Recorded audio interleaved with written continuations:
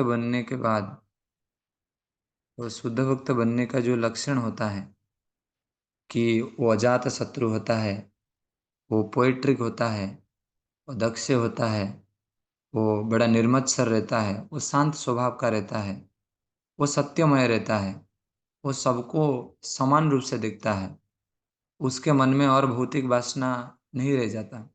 और यहाँ तक हम लोग जो नाम अपराध पढ़ते हैं उसमें कहा जाता है भौतिक नाम भगवान के नाम के प्रति पूर्ण विश्वास ना होना और इसकी इतनी अगाध महिमा श्रवण करने पर भी भौतिक आसक्ति बनाए रखना। तो बहुत बार हमको बारंबार बारंबार प्रभुपाद जी उनके तात्पर्य के द्वारा हमारे हृदय को प्रकाश डाल रहे हैं कि किस प्रकार हम इस भौतिक जीवन से छुटकारा पाएं। भौतिक जीवन में भौतिक जीवन क्या है? संसार में रहना भौतिक जीवन नहीं है। इवन चैतन्य महाप्रभु तो मांगते हैं कि मुझे बारंबार जन्म दीजिए, कोई दिक्कत नहीं, परंतु आपका भक्ति दीजिए। भौतिक जीवन क्या है? जब कृष्ण नहीं है वो है भौतिक जीवन। हाँ? यदि ब्रह्मा यदि ब्रह्मा की पोजीशन भी हमको मिले और कृष्ण का भक्ति ना मिले तो फिर वो भौतिक हो गया। तो इसलिए बारंबार भगवान से भगवान को ही मांगना चाहिए। भगवान से भगवान को मांगना ही सर्वोत्तम बुद्धिमानता के लक्षण है। तो हम लोग आज 14 नंबर श्लोक से पाठ करते हैं। तस्माद्रजो राग विषाद मन्यो मानस्पृहा भयदैन आदिमूलम् हित्वा गृहं संश्रितचक्रवालं नृसिंहपादं भजता कुतोभियमिति। अभी जम्बूद्वीप वासियों अलग अलग, जैसे हमने पढ़ा था कि 4 वर्ष हैं, 9 वर्ष हैं, उसमें इलाव्रत वर्ष हैं, अलग अलग खंड हैं। उसमें जम्बूद्वीप वासियों ने भगवान से प्रार्थना कर रहे हैं और वो प्रार्थना में अलग अलग जो स्थान है वहाँ पे जो भगवान के अधिष्ठात्र देव हैं उनके बारे में यहाँ पे वर्णन हो रहा है। यहाँ पे प्रहलाद महाराज भगवान नरसिंह देव के बारे में बोल रहे हैं। रागिणी प्रिया माता जी अनुवाद पढ़िए। हरे कृष्ण प्रभु जी। अतः हे असुरगण, ग्रस्त जीवन के तथा कथित सुख का परित्याग करके भगवान श्री नरसिंह देव के चरण इंदो की शरण ग्रहण करो। वे ही निर्भीकता के वास्तविक आश्रय हैं। संसारी आसक्ति, दुर्धर्मनी कामनाएं, विषाद, क्रोध, निराशा, भय, झूठी प्रतिष्ठा की भूख, इन सब का मूल कारण पारिवारिक जीवन में आसक्ति है, जिसके कारण जीवन मरण का चक्र चलता रहता है। हरे कृष्ण प्रभु की तरफ। देखिए 4 आश्रम हैं, ब्रह्मचारी, गृहस्थ, वानप्रस्थ, संन्यास। 4 आश्रम में एक ही आश्रम है जहाँ पे व्यक्ति अटैच होता है, जहाँ पे व्यक्ति आसक्त होता है। और 4 आश्रम ही भगवान को प्राप्त करने के लिए ही हैं। परंतु जहाँ पे ये एक्चुअली गृहस्थ की बात नहीं हो रही है, ये गृह मेधी की बात हो रही है, जहाँ पे वो भगवान को भूल के भौतिक वस्तुओं के प्रति आसक्त होता है और उसके जीवन का लक्ष्य फिर अलग हो जाता है, भगवान से अलग हो जाता है। इसलिए बारंबार उस व्यक्ति को क्रोध आता है, व्यक्ति का जीवन निराशामय हो जाता है, व्यक्ति को भय आता है, व्यक्ति झूठ प्रशंसा के भूखा रहता है कि कहाँ उसको प्रशंसा मिलेगा। फिर सबका मूल कारण क्या है? उसके आसक्ति। इसीलिए दायित्व मान के ही करना चाहिए। आसक्ति में नहीं पड़ना सबसे श्रेष्ठ माना गया है। इसीलिए उसका कारण क्या है? भक्ति करने पर वो आसक्ति कट हो जाएगा और भक्तों को भक्ति जीवन में आनंद आएगा। हरिप्रिया माता जी अनुवाद पढ़िए नेक्स्ट श्लोक का। हरे कृष्ण दंडवत प्रणाम पूज। सुखदेव गोस्वामी आगे बोले, केतुमाल वर्ष नामक भूभाग में भगवान विष्णु अपने भक्तों के संतोष के लिए ही कामदेव के रूप में रहते हैं। इन भक्तों में लक्ष्मी जी, प्रजापति, संवत्सर के समस्त पुत्र तथा पुत्रियां सम्मिलित हैं। प्रजापति की पुत्रियां रात के तथा उनके पुत्र दिन के नियामक देवता माने जाते हैं। प्रजापति की संतानों की संख्या 36,000 है और जो मनुष्य के जीवन काल के प्रत्येक दिन तथा रात की संख्या के तुल्य है। प्रत्येक वर्ष के अंत में प्रजापति की पुत्रियां शिव भगवान के चक्र को देखकर अत्यंत उद्वेलित होती हैं, जिससे उन सबों का गर्भपात हो जाता है। अनुवाद पढ़िए अक्रूर प्रभु, तात्पर्य पढ़िए। तात्पर्य, यह कामदेव भगवान श्री कृष्ण के पुत्र प्रद्युम्न के रूप में प्रकट होते हैं और वे विष्णु तत्व हैं। ऐसा क्यों? इसकी व्याख्या मध्वाचार्य जी ने ब्रह्मांड पुराण से उद्धरण देते हुए कामदेव स्थितम विष्णु उपासते। यद्यपि ये कामदेव विष्णु तत्व है, किंतु उनका शरीर आध्यात्मिक न होकर भौतिक है। भगवान श्री विष्णु प्रद्युम्न या कामदेव के रूप में भौतिक शरीर को धारण करते हैं, किंतु फिर भी वे आध्यात्मिक रूप में आचरण करते हैं, चाहे वे भौतिक रूप धारण करें या आध्यात्मिक। इसमें कोई अंतर नहीं पड़ता। वे किसी भी दशा में रहकर आध्यात्मिक रूप में आचरण कर सकने वाले हैं। मायावादी दार्शनिक भगवान श्री कृष्ण के शरीर को भी भौतिक मानते हैं, किंतु उनके मत श्री भगवान की आध्यात्मिक क्रियाशीलता में कोई बाधा नहीं डाल सकते। हरे कृष्ण प्रभु। हम अलग अलग पढ़ रहे हैं, जैसे अनिरुद्ध, प्रद्युम्न, वासुदेव, संकर्षण, अलग अलग जगह पे अलग अलग विग्रह की स्थापना हुआ है, जहाँ पे भक्त लोग वो निवासियों उसी विग्रह को ही पूजा करते हैं। यहाँ पे प्रद्युम्न को पूजा होती है, और प्रद्युम्न कौन है? भगवान का कामदेव का एक रूप है। एक्चुअली ऐसे बोलने पर कई बार को लोग को बोला जाता है कि शिव जी जो हैं वो तमोगुण के देवता हैं। शिव जी अधिष्ठात्र देव है, वो तमोगुणी नहीं है ना। वो उस कार्य को संभाल रहे हैं, उस कार्य को देखभाल कर रहे हैं, वैसा है। 16 नंबर अनुवाद पढ़िए नमिता माता जी।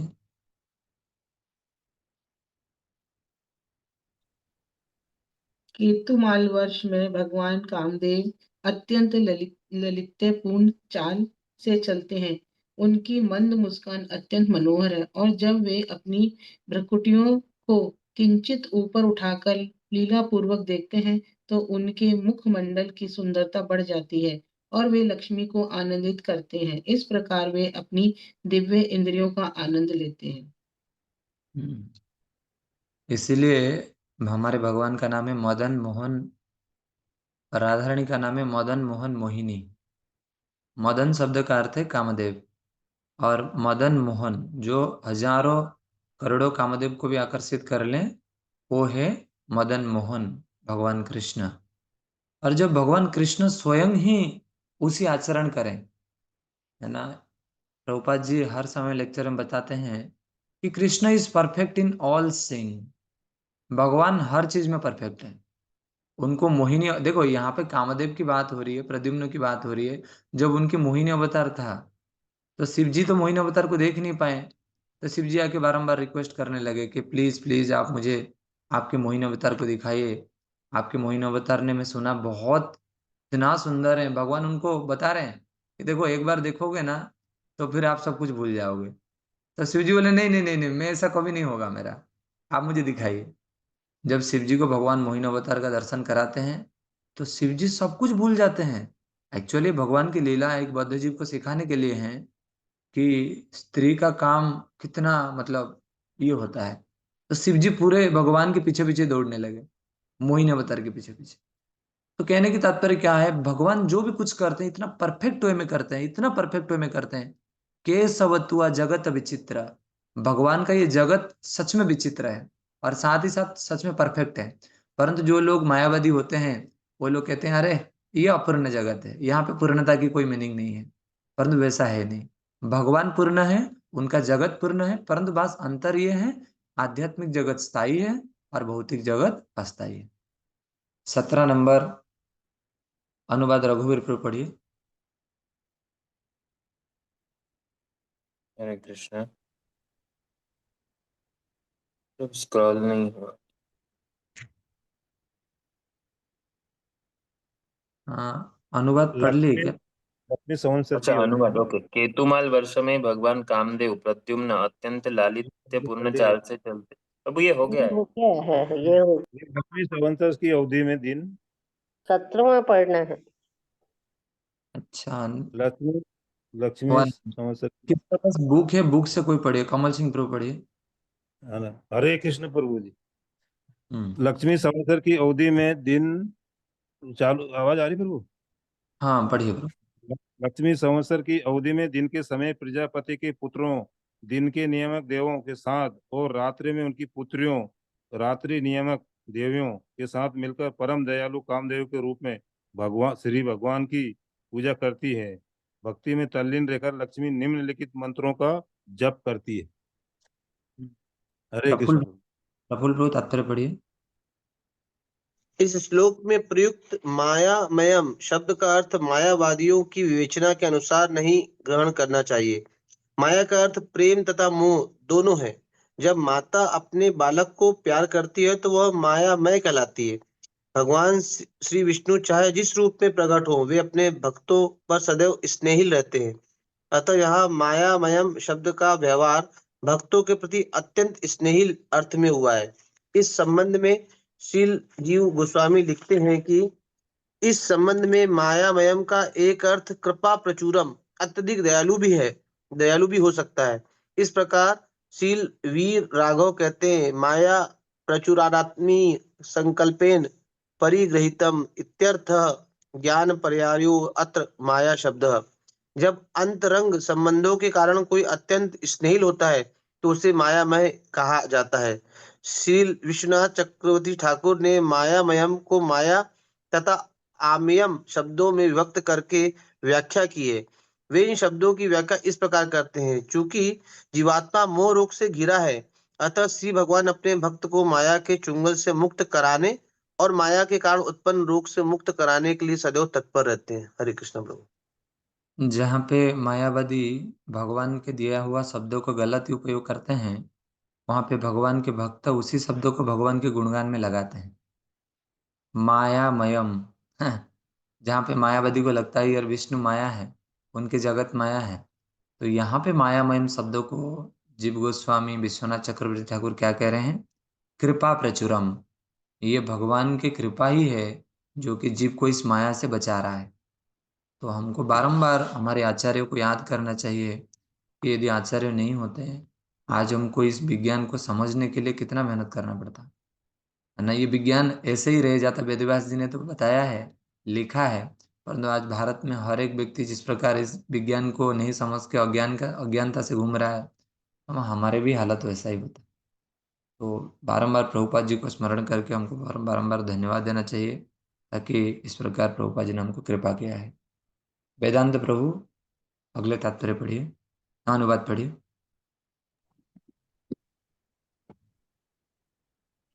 मैं समस्त इंद्रियों के नियामक तथा समस्त वस्तुओं की उत्पत्ति का स्रोत भगवान ऋषिकेश को मेरा नमस्कार है। वे समस्त दैहिक मानसिक तथा बौद्धिक कर्मों के आदेशर और उनके फलों के एकमात्र भोक्ता है।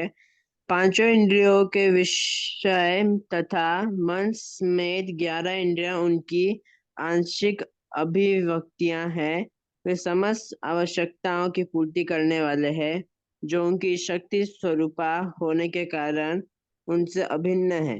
वे प्रत्येक व्यक्ति की दैहिक तथा और मानसिक शक्ति के कारण स्वरूप है, जो उनसे अभिन्न है। दरअसल वे समस्त जीवात्माओं की आवश्यकताओं की पूर्ति करने वाले तथा उनके भरता है। समस्त वेदों के ध्येय उनकी उपासना है, अतः हम सभी उन्हें सविनय नमस्कार करते हैं। वे इस जन्म में तथा अगले जन्म में सदा हमारे अनुकूल रहे। हरे कृष्ण। कई बार हम प्रार्थना करते हैं कि आज जो मुझे धन मिला है, आज वो धन मुझे अगले जीवन में मिले। आज जो हमारे पुत्र हुआ है, आज वो पुत्र हमारे अगले जीवन में हमको मिले। परंतु यहाँ पे प्रहलाद महाराज की प्रार्थनाएं देखिए, वो कह रहे हैं जो मतलब अलग अलग जम्बूद्वीप वासियों की प्रार्थना देखिए। वो कह रहे वही भगवान जो कि पूरा ब्रह्मांड के स्वामी हैं, जो कि इंद्रिय के स्वामी हैं, उनका मेरे ऊपर सदैव कृपा बनी रहे। एक भक्त का जीवन में और क्या हो सकता है? उस भक्तों को जो दुख आता है, कई बार प्रभुपाद जी बोलते थे कि जब मैं ना रहूं तो ये विग्रह के पास जाइए, उनसे प्रार्थना करिए, उनका दुख बताइए। कई बार राधानाथ महाराज एक बात को बारंबार दोहराते हैं कि कई बार हम हमारी मन को खोल नहीं पाते, वो भी एक प्रकार अहंकार है। हमको लगता है अरे हम खोल देंगे तो हाँ, मतलब कोई यदि इसको सीरियसली नहीं लिया तो पर अर्जुन का स्थिति देखिए, मैं सच बता रहा हूँ, आज यदि भारत के साथ कोई बड़ा देश का युद्ध हो गया और उस युद्ध में प्रधानमंत्री नरेंद्र मोदी डिसीजन लेने के लिए मतलब कैपेबल नहीं है, तो ये तो बहुत नाजुक स्थिति हो गई देश का। उसी समय में जब अर्जुन बैटलफील्ड में था और अर्जुन को डिसीजन लेने में इतना दिक्कत हो रहा था और अर्जुन ने भगवान से प्रश्न पूछा, इसको एक संबंध में तो ये देखा जा सकता है कि अर्जुन की विनम्रता कितनी हाई लेवल का है ना। उनको ऐसा नहीं लगा अरे मैं पूछ लूंगा तो मुझे बाद में फिर लोग इतने पढ़ेंगे मेरे बारे में, और अर्जुन इतना कायर था, भगवान ने अर्जुन को बताया कि तुम नपुंसक हो, है ना। इतनी सारी चीज अर्जुन को पता था कि भगवान इसको बोलने वाले हैं, फिर भी अर्जुन ने पूछा। राधानाथ महाराज कहते हैं ये जीवात्मा की अहंकार है, जो अहंकार जीवात्मा को भक्ति से रोक रहा है। इतने दिन से भक्ति में स्ट्रगल हो रहा है, परंतु जीवात्मा को क्या लगता है, अरे मैं बोलूंगा, मैं पूछूंगा तो कैसा लगेगा, प्रभु जी क्या बताएंगे, है ना। ये भी एक अहंकार है ना। फिर भगवान के सामने जब हम खड़े रहते हैं तब हम भगवान से क्या मांगते हैं, हमारी भक्ति नहीं मांगते हम। भगवान के पास आते हैं, भगवान को फिर वही चीज मांगते हैं, नारायण चाहिए या फिर नारायणी सेना चाहिए। हम नारायणी सेना मांग के भाग जाते हैं।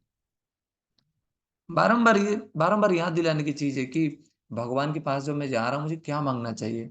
मैं भक्ति में स्ट्रगल कर रहा हूँ, बारंबार इस जगत में फंस रहा हूँ, मुझे भक्ति मांगना चाहिए भगवान से। और जब मैं खुद को खोलूंगा ना तो भगवान इलाज कराएंगे हमारा। इसके तात्पर्य कृष्ण दयाल प्रभु पढ़िए तात्पर्य। हरे कृष्णा प्रभु। इस श्लोक में मायावाद शब्द की और अधिक भी व्याख्या की गई है कि वे किस प्रकार भगवान विभिन्न दिशाओं में अपनी दया का प्रसार करते हैं। पाराशस्य शक्ति विविधे शूयते, श्री भगवान की शक्तियां कई प्रकार से समझी जाती हैं।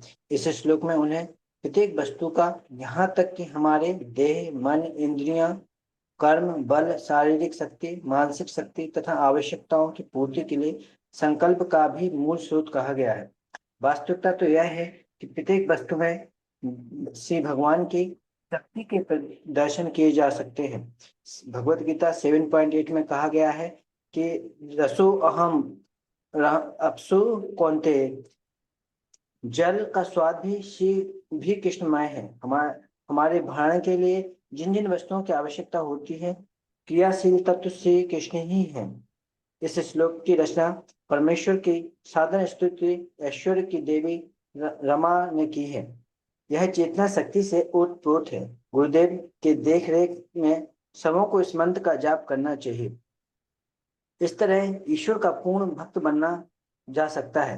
भौतिक बंधन से पूर्ण छुटकारा पाने के लिए इस मंत्र का जाप करना चाहिए और मुक्ति मिलने के पश्चात भी वैकुंठ लोक में श्री भगवान की पूजा करते हुए इसे जपते रहना चाहिए। निस्संदेह सभी मंत्र इस जन्म तथा अगले जन्म के लिए हैं, जैसा कि श्री कृष्ण भगवत गीता 9.14 में स्वयं पुष्टि की है। सततम कौंतरी कीर्तयन्तो माम यत्तन्तश्च दर्वतां नमस्यन्तश्च मां भक्त्या नित्ययुक्ता उपासते। हे महात्मा जन, नित्य निरंतर मेरा कीर्तन करते हुए, दृढ़ निश्चय पूर्वक चेष्टा करते हुए, मुझे नमस्कार करते हुए भक्ति भाव से निरंतर मेरी उपासना करते रहे। जो भक्त इस जीवन में तथा अगले जीवन में महामंत्र या किसी अन्य मंत्र का जाप करता है, वह नित्य युक्त उपासक कहलाता है। हरे कृष्ण। दो बातें इसमें, जब हमको कुछ समय भक्ति करने के बाद ऐसा लग रहा है कि अरे बहुत भक्ति कर लिया अभी ऐसा कभी लग सकता है। मान लीजिए सुबह उठने की बात हो, अरे डेली बेसिस में तो उठ ही रहा हूँ, है ना। एक दिन नहीं उठूंगा 5:30 बजे, क्या दिक्कत हो जाएगा। एक दिन 4:30 बजे मंगल आरती नहीं जाऊंगा तो क्या दिक्कत हो जाएगा। तो यहाँ पे भगवान बोल रहे हैं सततम कीर्तयन्तो माम यतन्तश्च दृढ़व्रता नमस्यन्तश्च माम भक्त्या नित्य उक्त उपासते। भगवान बड़ा क्लियर बोल रहे हैं कि उस व्यक्ति को मैं मेरा धाम को बुलाऊंगा जो व्यक्ति सच में नित्य युक्त उपासते। ऐसा नहीं कि one day gap one day remain, one day gap one day remain, ऐसा नहीं होना चाहिए। बारंबार प्रयास करना चाहिए कि मैं कैसे मेरा भक्ति को और सुदृढ़ बना सकता हूँ। रूपा गोस्वामी तो कहते हैं साधन भक्ति ही एकमात्र तरीका है इस युग में बचने का। जो व्यक्ति साधना भक्ति में अच्छा करेगा उसको राधा कृष्ण की प्रेम मिलेगा। तो हमको बारंबार स्मरण करना चाहिए, बारंबार याद दिलाना चाहिए, कैसे हम हमारी साधना भक्ति में भगवान को बारंबार याद कर सकें, भगवान को बारंबार याद करके आगे बढ़ सकें। स्त्रियव्रतस्तुयि ऋषिकेश्वरं सुतो हि आराध्य लोके पतिमसासते अन्यम् तासां न तैवै परिपन्त्यपत्यम् प्रियं धनायुषीं यतो स्वतंत्र। विनोद प्रभु, अनुवाद पढ़िए। हरे कृष्ण प्रभु जी। हे प्रभु, आप निश्चित रूप से समस्त इंद्रियों के पूर्ण रूप से स्वतंत्र स्वामी हैं। अतः समस्त स्त्रियों जो अपनी इंद्रिय तृप्ति के लिए पति के पाने की अभिलाषा के संकल्प को दृढ़ पालन करके आपकी उपासना करती हैं, वे अवश्य ही मोहग्रस्त हैं। वे ये नहीं जानती कि ऐसा पति ना तो उनकी और न ही उनकी संतानों की रक्षा कर सकता है। वह स्वयं ही काल, कर्मफल तथा प्रकृति के गुणों के अधीन है, जो सभी आपके अधीनस्थ हैं। अतः वह ना तो संपत्ति की रक्षा कर सकता है और न अपने संतानों की। हरे कृष्ण। एक्चुअली परीक्षित महाराज को जब अभिशाप मिला था, परीक्षित महाराज के पास ऑप्शन भी था, वो श्रृंगी जो उनको अभिशाप दिए उनको अभिशाप दे सकते थे और वो अभिशाप से मुक्त भी हो सकते थे, परंतु परीक्षित महाराज ने इसको ब्लेसिंग समझा कि अभी समय आ चुका है, अभी और समय को देर नहीं करना चाहिए, अभी मैंने बहुत भोग कर लिया इस जगत को, अभी भगवान की सेवा करने का मौका आया है। तो जब भगवान की सेवा करने का मौका हो, जब भगवान की भक्ति करने का मौका हो, तो व्यक्ति को बारंबार खुद को भगवान के प्रतिनिधि का एक दास के रूप से समझ के आगे बढ़ना चाहिए। मनीषा शुक्ला माता जी, तात्पर्य पढ़िए। तात्पर्य। प्रस्तुत श्लोक में देवी लक्ष्मी उन स्त्रियों के प्रति दया भाव प्रदर्शित कर रही हैं जो सुयोग्य वर पाने के उद्देश्य से भगवान की आराधना करती हैं। यद्यपि ऐसी स्त्रियां संतान, धन, दीर्घायु तथा अपनी प्रिय वस्तुओं को प्राप्त करने की कामना करके सुखी बनना चाहती हैं, किंतु वे वैसा नहीं कर पाती। भौतिक जगत में तथाकथित पति पूर्ण पुरुषोत्तम भगवान पर आश्रित होता है। ऐसी स्त्रियों के अनेक उदाहरण प्राप्त हैं जिनके पति अपने कर्म फलों के आधार पर अपनी पत्नी, संतान, पत्नी के धन तथा उसके जीवन का पालन नहीं कर पाते। अतः वास्तव में समस्त स्त्रियों के परम पति श्री कृष्ण हैं। गोपियां मुक्त जीव होने के कारण इस तथ्य से परिचित थी, इसीलिए उन्होंने अपने सांसारिक पतियों को त्याग कर श्री कृष्ण को अपने वास्तविक पति के रूप में स्वीकार किया। श्री कृष्ण न केवल गोपियों के वरन प्रत्येक जीवात्मा के वास्तविक स्वामी हैं। अतः सबको यह भली भांति समझ लेना चाहिए कि श्री कृष्ण सभी जीवात्माओं के वास्तविक पति हैं। इसलिए भगवत गीता में उन्हें प्रकृति स्त्री कहा गया है, पुरुष नर नहीं। भगवत गीता 10.12 में केवल श्री कृष्ण को ही पुरुष कहकर संबोधित किया गया है। परम ब्रह्मा परम धामा पवित्रम परमं भगवान पुरुषम शाश्वतम दिव्यम आदि देवमजम विभुम। अर्जुन ने कहा, हे प्रभु, आप परम ब्रह्मा, परम धाम तथा पालन करता, परम तत्व तथा सनातन दिव्य पुरुष है। आप ही चिन्मय, आदिदेव, अजन्मा और सर्वव्यापी सौंदर्य है। श्री कृष्ण आदि पुरुष है और जीवात्मा प्रकृति स्वरूपा है। इस प्रकार श्री कृष्ण भोक्ता है और सभी जीवात्मा उनके भोगार्थ हैं। अतः यदि कोई स्त्री अपनी रक्षा के लिए संसारी पति की चाह करती है या कोई पुरुष पति बनने के लिए अपनी पत्नी की कामना करता है तो वह मोहग्रस्त है। पति बनने का अर्थ होता है धन तथा सुरक्षा द्वारा पत्नी और संतान का अच्छा पोषण, किंतु सांसारिक पति ऐसा करने में समर्थ नहीं हो पाता क्योंकि वह कर्माधीन होता है। कर्मणा दैव नेत्रेण, उसकी परिस्थितियां उसके विगत कर्मों से निर्धारित होती हैं। अतः कोई यह गर्व करे कि वह अपनी पत्नी की रक्षा कर सकता है तो वह मोहग्रस्त ही है। श्री कृष्ण ही एकमात्र पति हैं। अतः इस भौतिक जगत में पति पत्नी का संबंध कभी भी पूर्ण नहीं हो सकता। चूंकि हमें विवाह करने की आकांक्षा रहती है, इसीलिए श्री कृष्ण दया पूर्वक तथा कथित पति को पत्नी बनाने के लिए अनुमति देते हैं और पारस्परिक संतोष के लिए स्त्री को पति बनाने की अनुमति देते हैं। ईशोपनिषद में कहा गया है, तेन त्यक्तेन भुंजिथा। ईश्वर सबों को उसका प्राप्य प्रदान करते हैं। तो भी वास्तविकता तो यह है कि प्रत्येक जीवात्मा प्रकृति है और श्री कृष्ण ही एकमात्र धर्ता पति है। एकले ईश्वर कृष्ण आर सब प्रत्ये, यारे इच्छे नाचाए सीत इच्छे करे धरते। चैतन्य चैतन्य आदि। श्री कृष्ण प्रत्येक प्राणी के आद्यपति हैं और अन्य समस्त जीवात्माएं पति या पत्नी के रूप में उन्हीं की इच्छा से नाच रही हैं। इंद्रिय तृप्ति के लिए तथाकथित पति अपनी पत्नी से भले ही संभोग करे, किंतु उसकी इंद्रियों का संचालन ऋषिकेश द्वारा होता है, जो वास्तविक पत्नी है। हरि कृष्ण। तो बारंबार अनिकेत प्रभु स्टॉप कर दीजिए। तो बारंबार हमारे जीवन में ये जो भोग करने का जो टेंडेंसी है, ये हमको दूसरा जीवन को प्रेरित करेगा।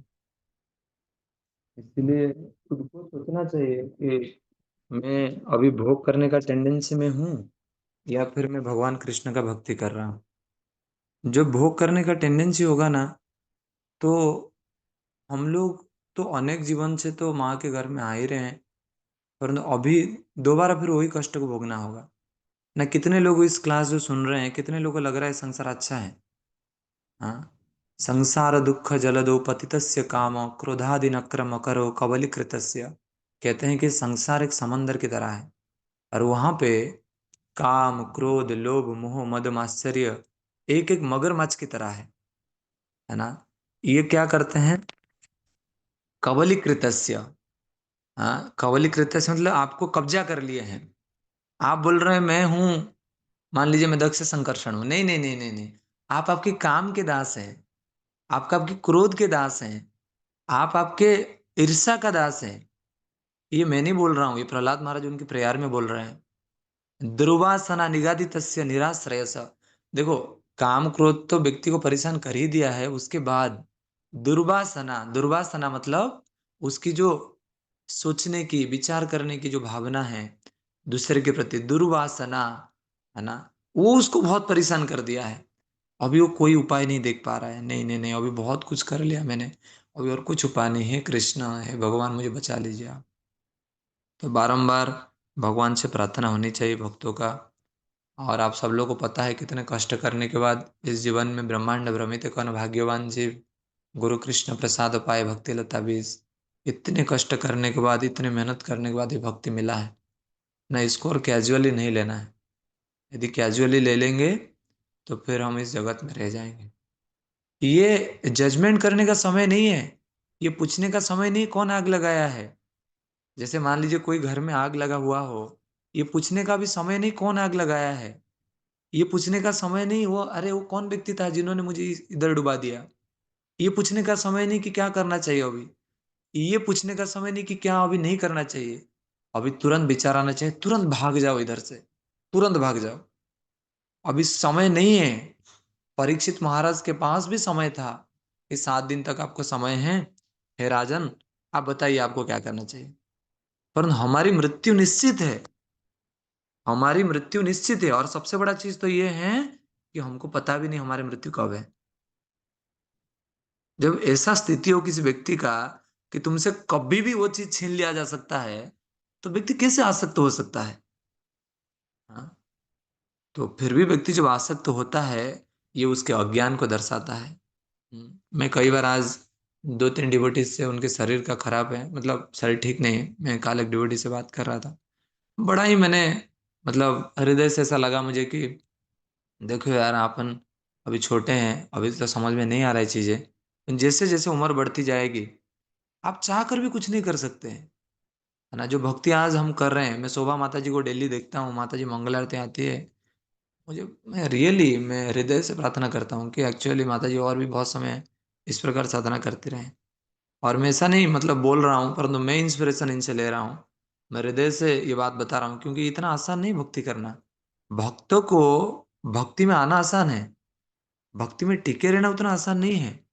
और भक्ति में टिके रहने के लिए 2 वस्तु बड़ा जरूरी है, भगवान से प्रार्थना हो और भक्त की संग में भक्ति करने का अभ्यास हो। ये दोनों चीज बड़ा इंपॉर्टेंट है। भक्ति अकेले में नहीं हो सकता, नहीं हो सकता, नहीं हो सकता। और भक्ति के अंग में 5 अंग बड़ा महत्वपूर्ण है। साधु संग नाम कीर्तन भागवत श्रवण मथुरा वास श्री मूर्तिरा श्रद्धेय सेवन। साधु संग, साधु संग हमारा हो रहा है कि नहीं हो रहा है। नाम कीर्तन, मेरा नाम जप मैं अकेला कर रहा हूँ या फिर भक्तों के साथ बैठ के कर रहा हूँ। ठीक है, मैं मंदिर नहीं जा पा रहा हूँ, तो भक्तों के साथ में ऑनलाइन जपा सेशन में रह रहा हूँ कि नहीं रह रहा हूँ, बड़ा जरूरी है। साधु संग नाम कीर्तन भागवत श्रवण, भागवत श्रवण में हम ये जो सेशन अभी कर रहे हैं, ये हो गया भागवत श्रवण। मथुरावास, मथुरावास शब्द का अर्थ क्या है? भगवान का प्राकट्य जहां पे हुआ है वहां पे जाके रुकना। परंतु उससे अलग से प्रभुपाद तात्पर्य में बताते हैं कि जहां पे भगवान की कथाएं निरंतर हो, जहां पे भगवान के परिवेश में भगवान का चिंतन निरंतर हो, जहां पे भगवान का याद निरंतर आए, वो मथुरावास है। श्रीमूर्ति श्रद्धे श्रवण, और गृहस्थों को तो बारंबार भगवान के विग्रहों को आराधना करने की सलाह दी जाती है, ताकि इस जीवन में यदि उनको मुक्त होना है। मैं आप सभी के लिए प्रार्थना कर रहा हूँ, और प्लीज आप मेरे लिए प्रार्थना करिए। बड़ा ही गंभीर विषय है। यदि हमको ये विचार आए यार हमको भी जगत में बहुत कुछ करना है, तो फिर हम यहीं पे ही रह जाएंगे। तो बहुत बहुत धन्यवाद आप सभी को। शिला प्रभुपाद की। मनी माता जी कुछ पूछ रहे हो? हरे कृष्णा प्रभु जी। जो स्वयं निर्भर है, पढ़ना ना प्रभु जी। नहीं नहीं, अभी हो गया है, आज के लिए हो अच्छा, गया। चलिए। किसको कुछ प्रश्न है तो हम ले सकते हैं। रागिणी प्रिया माता जी। हरे कृष्णा प्रभु जी, धन्यवाद। प्रभु जी, मेरा ये क्वेश्चन है कि अगर हम जैसे अपने फैमिली में किसी को भक्ति के लिए भी कभी कुछ ऐसे समझाते हैं, या मतलब ये भी आ सकती है हमारी फैमिली के प्रति? नहीं है माता जी, नहीं नहीं।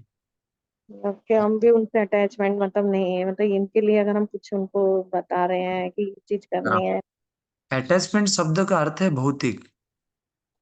अटैचमेंट जो शब्द है ना वो है भौतिक। आसक्ति जो है वो है भौतिक। प्रेम जो है वो है आध्यात्मिक। तो आप अभी जो कर रहे हैं वो उसमें कृष्ण सेंटर में है। आप आपसे तो जोड़ नहीं रहे हैं, आप कृष्ण से जोड़ रहे हैं। जब आप कृष्ण से जोड़ रहे हैं तो फिर वो भौतिक नहीं रह गया। इसीलिए बारंबार प्रयास करना चाहिए हमारे घर में जितने लोग हैं, हम उनको भक्ति में आगे बढ़ाएं और खुद भी आगे बढ़ाएं। प्रभु जी, अगर उसमें थोड़ा सा गुस्सा भी आता है तो वो भी गलत है क्या? क्या क्या? कभी कभी जैसे उस बात पे गुस्से हो जाते हैं, तो ये भी मतलब क्या गलत है? तो मतलब ये पर्टिकुलर सेंस में समझना होगा। जैसे मान लीजिए मैं अभी दो भक्तों को बोला हूँ तुमको 16 माला करना है, सुबह 5:30 बजे उठना है। यदि वो नहीं उठते हैं, क्या मैं गुस्सा नहीं होता हूँ? हाँ जी। तो क्या मैं गलत कर रहा हूँ? क्या मेरा आसक्ति है उनके प्रति, इसीलिए मैं उनको उठा रहा हूँ? हाँ जी। ठीक। आप छोड़ सकते हैं, परंतु छोड़ने से उनका उनको कृपा कैसे मिलेगी? वो भक्ति जीवन में कैसे आगे बढ़ेंगे? जहां पे बंधन हो वहां पे आसक्ति की बात होती है। और आप जो अभी जो कर रहे हो प्रचार है, भगवान की कृपा उनको दे रहे हैं, कोई दिक्कत नहीं। हरे कृष्ण प्रभु जी। हाँ, गौरी शंकर प्रभु। प्रभु जी धन्यवाद, प्रणाम। प्रभु जी मेरे दो क्वेश्चन थे।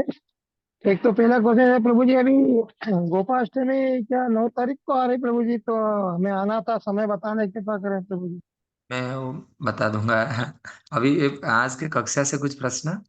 हाँ, कृष्ण का प्रश्न ये है प्रभु जी की जो इस्कॉन मंदिर में अपन सबसे पहले नरसिंह भगवान का भी 2-3 दिन पहले क्लास में आया था विषय। तो नरसिंह भगवान के सबसे पहले जो दर्शन करते हैं प्रभु जी, तो वो इसके बाद फिर राधा कृष्ण के अपन करते हैं, तो इसलिए थोड़ा सा पूछना था प्रभु जी, एक प्रश्न आया था। मतलब क्या प्रश्न क्या है? प्रश्न ये है कि जैसे नरसिंह भगवान जी का पहले मंदिर है इस्कॉन मंदिर में, उसके बाद फिर अपन आगे बढ़ते हैं, फिर कृष्ण भगवान के दर्शन होते हैं, तो पहले दर्शन करने मतलब पहले क्यों दर्शन किए जाते हैं नरसिंह भगवान, ये पूछना था प्रभु जी। भक्त वत्सल है भगवान। नरसिंह भगवान भक्त वत्सल है, भक्तों से ज्यादा प्रेम करते हैं। प्रहलाद जब जब प्रहलाद को भगवान ने दर्शन दिया ना प्रभु, तो अच्छा। प्रहलाद को भगवान ने गोद पे बिठा लिया, और गोद पे बिठा के प्रहलाद को चाटने लगे। तो प्रहलाद तो भगवान प्रहलाद को चाट रहे हैं, तो प्रहलाद को, और प्रहलाद को ऐसे मतलब आलिंगन करके बहुत जोर से चाटने लगे। तो ब्रह्मा जी वगैरह सब परास्त हो गए थे। ब्रह्मा जी का प्रेयर में भगवान तो खुश नहीं हुए।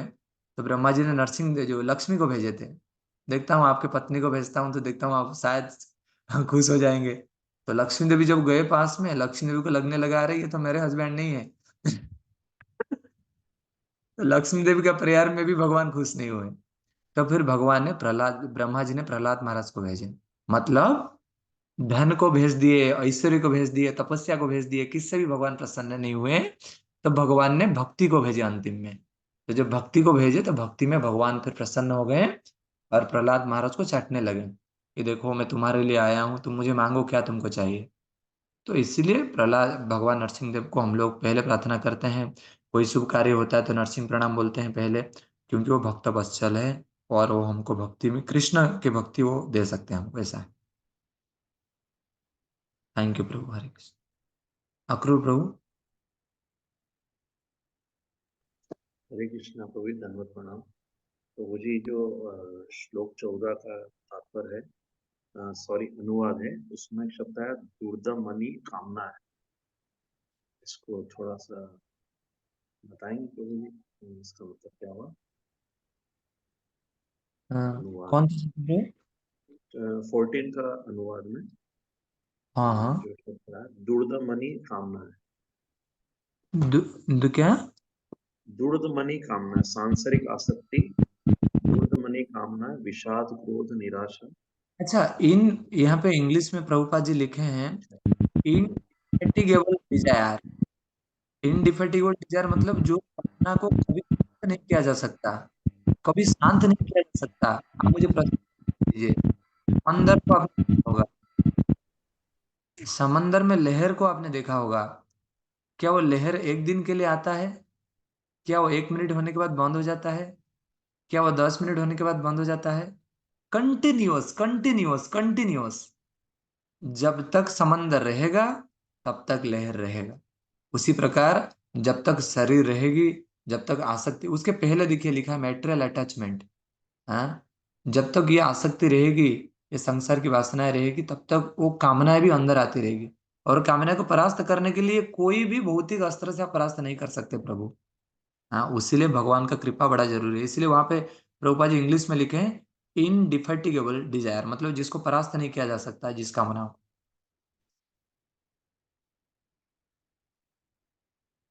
Thank you Prabhu. Hare Krishna.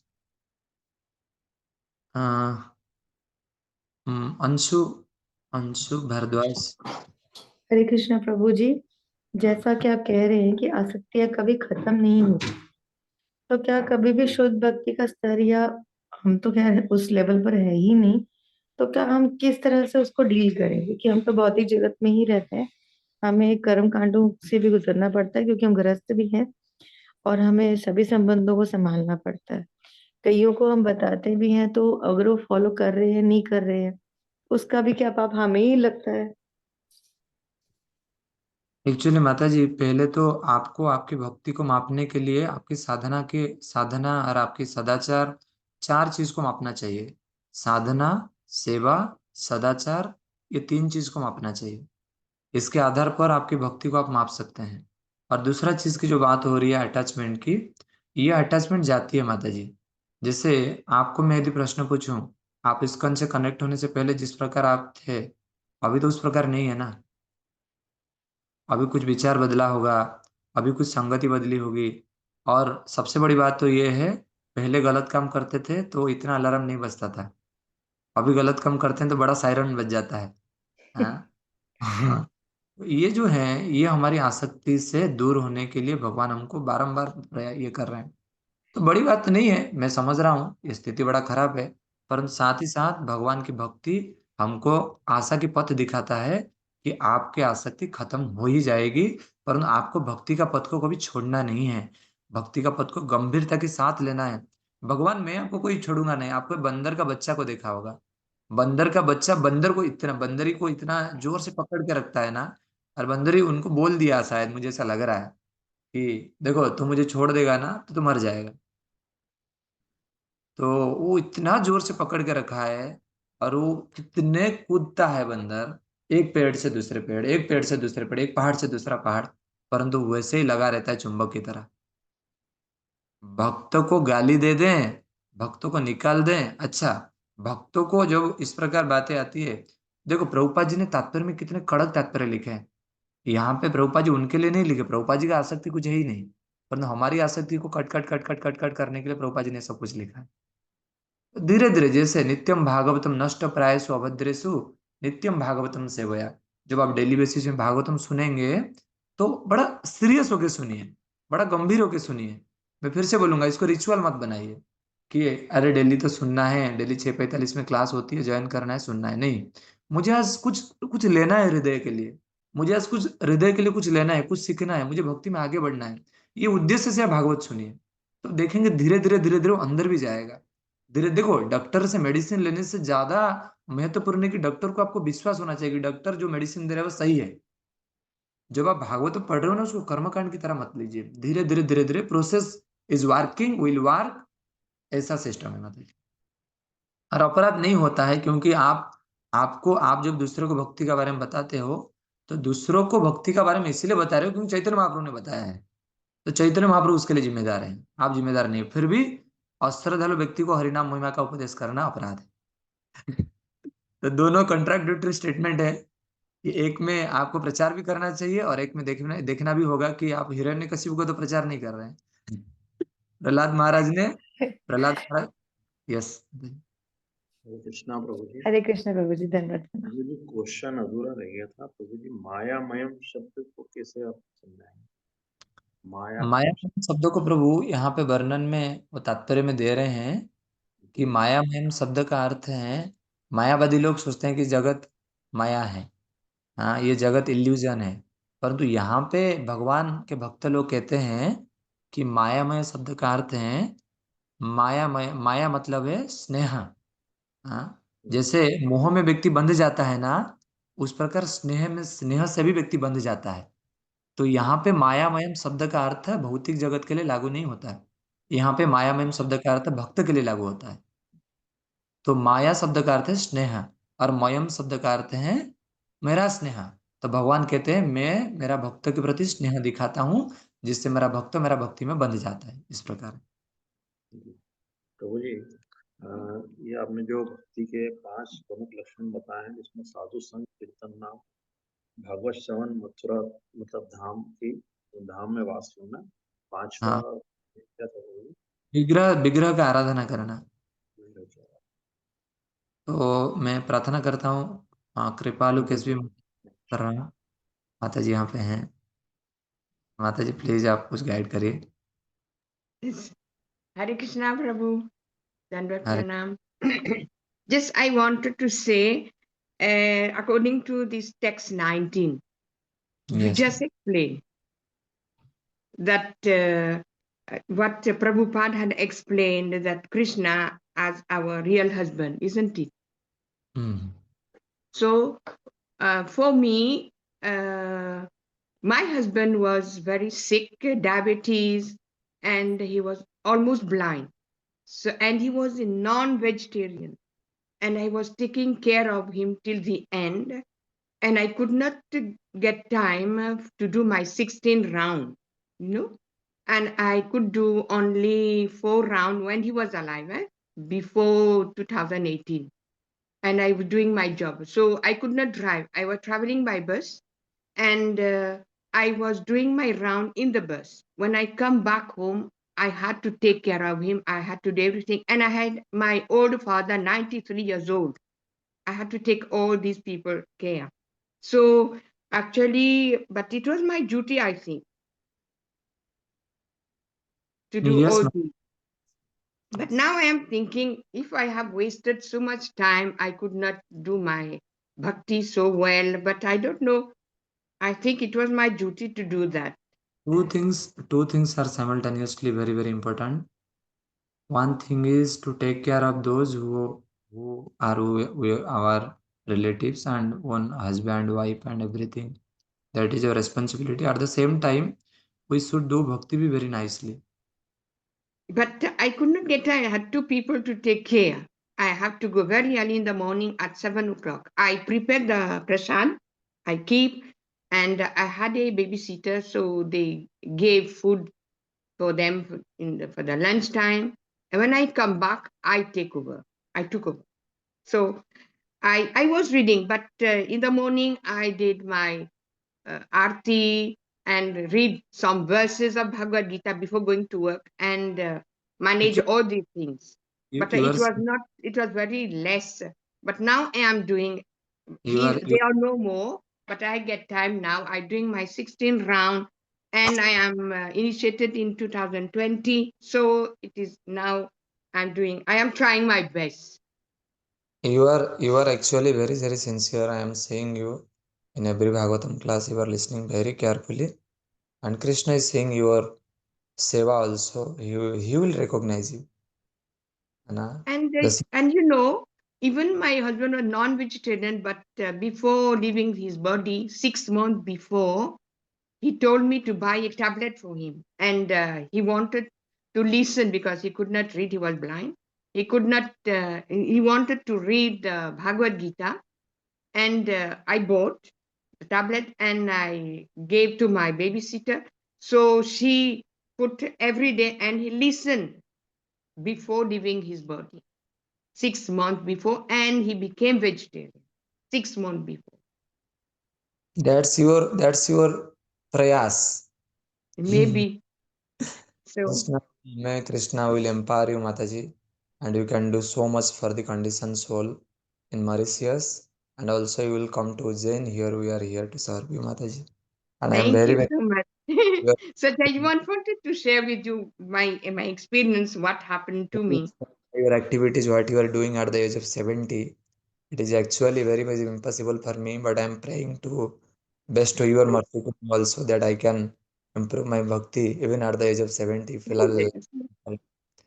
Thank you very much, Mataji. Hare Krishna. Thank you, and all my blessing to you. What you are doing, a very good service, distributing the Bhagavad Gita. So all my blessings to you.